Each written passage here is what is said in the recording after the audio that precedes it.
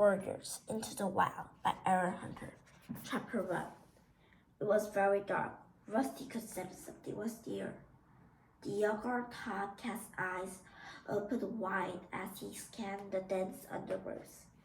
This place was unfamiliar, but the strange scent grew him around, deeper into the shadows. His stomach growled, reminding him of hunger. He opened his jaws slightly to let the warm smells of the forest reach the scent glands on the roof of his mouth. Musty odors of leaf mold mingled with the stepping aroma of a small furry creature. Suddenly, a flash of gray raced past him. Rusty stopped, still listening. It was hiding in the leaves, less than 2 tail lengths away. Rusty knew what it was about. He could feel the rapid pulsing of the tiny heart deep within his fur. He swallowed, stiffening his rumbling stomach. Soon, his hunger would be satisfied. Slowly, he lowered his body into position, crouching for the attack. He was downwind of the mouse. He knew it was not aware of him. With one final check of the prey's position, Rusty pushed him back hard on his haunches and sprang, kicking up leaves of the forest floor. As he rose, the mouse dived for cover, heading toward a hole in the ground. But Rusty was already on top of it. He scooped it into the air, hooking the helpless creature with short, sharp claws, flinging it up in an high arc onto the leaf-covered ground. The mouse landed dazed but alive. It tried to run, but Rusty snatched it up again. He tossed the mouse once more, this time a little further away. The mouse managed to scramble a few pieces before Rusty caught up with it. Suddenly, a noise roared nearby. Rusty ran around, and as he did so, the mouse was able to pull away from his claws. When Rusty turned back, he saw it dart into the darkness among the tangled roots in the tree. Angry, Rusty gave up the hunt. He spun around, his green eyes glaring, intent to searching out the noise that had caused him his kill. The sound rattled on, becoming more familiar. Rusty blinked, opened his eyes. The forest had disappeared. He was inside a hot, airless kitchen. He curled in his bed. Blue light flittered through the window, casting shadows on the smooth, hard floor. The noise had been the rattle of hard, ripe petals of food as they were tipped into the dish. Rusty had been dreaming. Lifting his head, he rested his chin on the side of the bed. His collar rumbled uncomfortably around his neck. In his dream, he had felt fresh air ruffling his soft fur where the collar usually pitched. Rusty rolled onto his back, savoring the dream for a few more moments. He could still smell the mouse. It had been the third time since he had dreamt it. He licked his lips. From his bed, he could smell the bland odor of his food. His owners always refilled the dish before they went to bed. The dusty smell chased away the warmth of his dream, but the hunger rumbled on the storm stomach too. Rusty stretched the sleep out of his limbs and padded across the kitchen floor to his dinner. The food felt dry and tasteless on the tongue. Rusty recklessly swallowed one more mouthful. Then he turned away from his food dish and pushed his way out through the campfire, hoping that the smell of the garden would bring back the feelings of history. Outside, the moon was bright. It was raining lightly. Rusty stalked down the tiny garden, following the starlit rainbow path, feeling the stones cold and sharp beneath his paws. He made his start beneath the large bush with the glossy green leaves and heavy purple flowers. Their sickly sweet scent cloyed the damp air around him, and he curled his lip to drive the smell out of his nostrils. Afterward, Rusty settled down on top of one of the posts in the fence that marked the limits of his garden. It was the favorite spot of his, as he could see right into the neighboring gardens as well as the dense green forest on the other side of the garden fence. The rain had stopped. Behind him, the close cropped lawn was bathed in moonlight. But beyond his fence, the woods were full of shadows. Rusty stretched his hand forward to take a sniff of the damp air.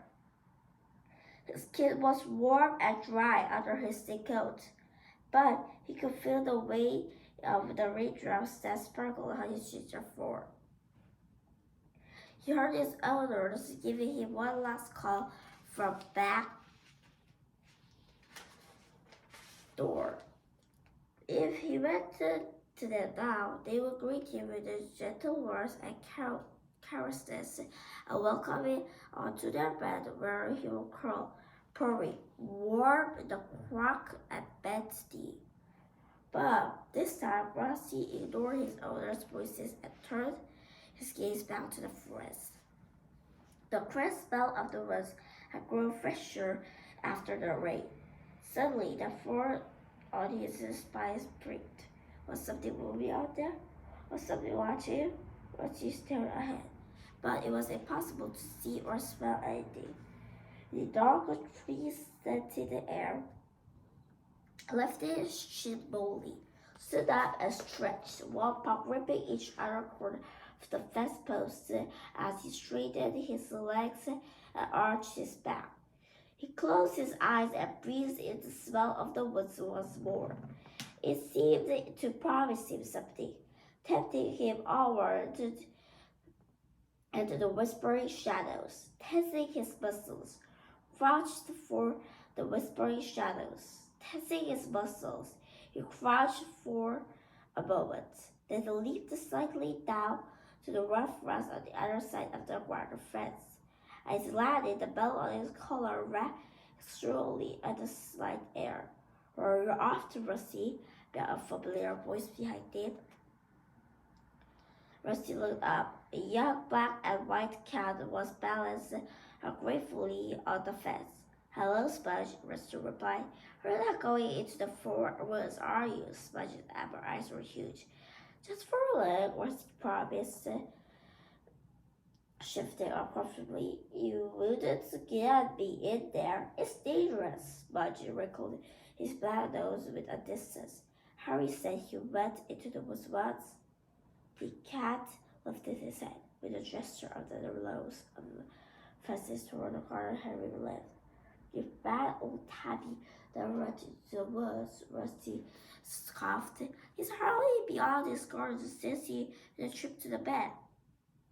All he does is eat and sleep." "No, really, he can't walk in there," Smudge insisted. "If he did, then it was before the bed. Now he complains about birds because it's disturbing his dozing." "Well, anyway," Smudge went on, giving the score in Rusty's ear, "Harry told me that there are sorts of dangerous animals out there. Huge wild cats who eat live rabbits for breakfast and sharpen their claws on old bones. I'm only going for a look around," Rusty Bell. "You won't stay long." "Well, don't stay. I didn't warn you," purred Smudge. The black and white cat turned and plunged off the fence down to his own garden. Rusty sat down at the coarse grass beyond the dark garden fence. gave his shoulder a nervous lick and wondered how much Smudge's caution was true. Suddenly, a movement of a tiny creature caught his eye. He watched it scuttle under branches. Instinct made him drop into a low crouch. In a slow paw after another, he drew his body forward through the underground. Ears pricked, nostrils flared, eyes blinking. He moved toward the animal. He could see it clearly now, sitting among the bamboo brambles, nibbling a large seed held between his mouth. It was a mouse. Rusty rocked his haunches from side to side, preparing to leap. He held his breath in case his bell rang again. Excitement coursed through him, making his heart pound. This was even better than his dreams. Then a sudden noise cracking twigs. The crunching leaves made a jump. Bell jackled treacherously, and the mouse started away from the close straggle of purple bush. Rusty stood very still and looked around. Couldn't see a white tip of the red bushy trail look out of the tall forest ahead. He smelled a strong difference, definitely a meat eater, but not either a cat or a dog. Distracted, Rusty forgot about the mouse and watched the red tail curiously. He wanted a better look. All of Rusty's senses strained around as he prowled for the world. The distance brought another noise. It came from behind. It searched ears and heard it better. Possums, he would murmur. When he kept fast approaching, the reef crackled himself and felt helpless and said in his only chest, "Who won't free me this?" and stretching fiercely to wriggle free without hurrying toward his hill. And the possum thought the attacker was giving a chase. Even though the pain was from the scratches stuck beneath Daisy's fur, Rusty decided he would rather turn and fight than let himself jump out again. Skidded to a stop, sped forward and faced the purser. It was another kitten, a thick coat, shaggy gray fur, strong legs, and a broad face. Heartbeat, Rusty smelled that it was a tall, sense power and stretchy shoulders underneath his soft coat. And it crashed into Rusty at full pelt. And by surprise, Rusty turned about and fell in a dazed heap. His head breathed out of Rusty and staggered. He quickly found his footing and arched his back, flipping his own fur and sprang onto the other king. But his stagger simply sat up and licked his barbell, which aggressively gone. Rusty felt strangely disappointed. Part of him was tense, ready for battle. How could bad, the Raytop called shrilly. You put up quite a fight from a tap kitty. Rusty reminded dipped up for a second, wondering whether to attack anyway. Then he remembered the stress he had felt in his kitten's paws and pinned him to the ground, dropped to his back, loosened muscles and spied a man. "And I'll fight you again if I have to," he growled. "I have Rainbow, by the way," the kitten went. "I've trained for a Thundercloud warrior." Rusty remained silent. He didn't understand what the great Musket was merry about, but he sensed that the strength had passed. He hid his confusion by leaning down to lick his ruffled chest. "What Kitty is doing out in the woods? Don't you know it's dangerous?" asked Grandpa. "If you're the most dangerous thing in the woods as to offer, then I think I can handle it," Rusty bluffered. Grandpa looked up for a moment, there his big yellow eyes. "Oh, far the most dangerous. If you are even half a warrior, I've given you an intruder some real words to think about," said with ominous word. "What did you mean, intruder?" "Anyway," Grandpa said, his teeth is a ton of sharp claws between his claws. "I didn't think it was worth hurting you. You're obviously your class." "Our class?" Rusty echoed, confused. Grandpa let out an impatient hiss. You must have heard for the four warrior class that hunt around here. I belong to Thunder class, and the other class are trying to steal prey from our territory. He said peacefully Shadow class. Their stuff wears they ripped off to shreds, no questions asked. Grandpa paused and spit angrily and continued. They come to take prey that's rightfully ours. It's a drive to Thundercloud warriors to keep them out of our territory. If when I finish my training, I'll be so dangerous. I'll have the other class shaking fleet-bitten skins. They won't dare come near us then, Rusty narrowed his eyes. This must be one of the wildcats Spudge had warned him about, living rough in the woods, hunting and fighting each other for every last scrap of food. Yet Rusty didn't feel scared. In fact, he had to admire the confident kitten. So, are you a warrior yet? He asked. Why, do you think I was? Ray reported proudly. He took a wide forehead. I won't be a real warrior for ages. I have trained first. Kids have to be 6 months old before they start their training. Tonight is my first night as an apprentice. But why don't you find yourself an older and cozy house instead?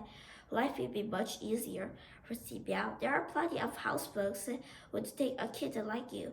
All have you sit and where they can see you and hungry for a couple of days. And they filled me with pillows that look like rabbit droppings and soft slop. Grandpa interrupted. No way, I can think of anything worse than a kitty bed.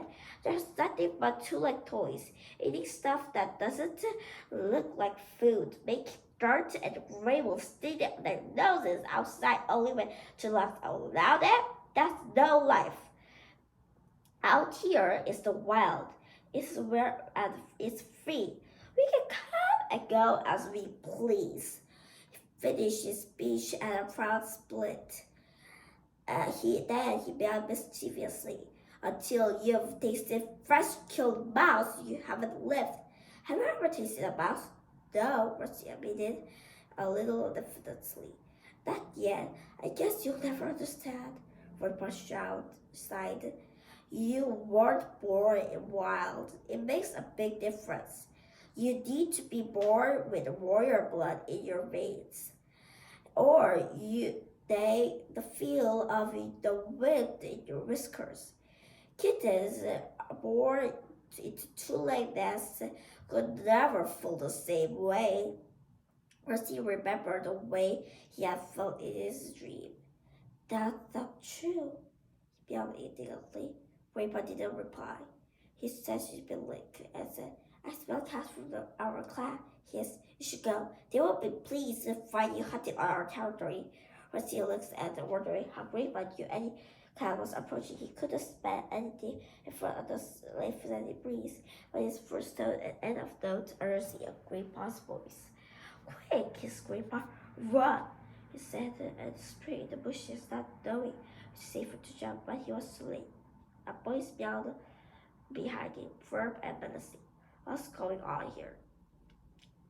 Rusty turned to see a gray she-cat strolling majestically out from the underglows.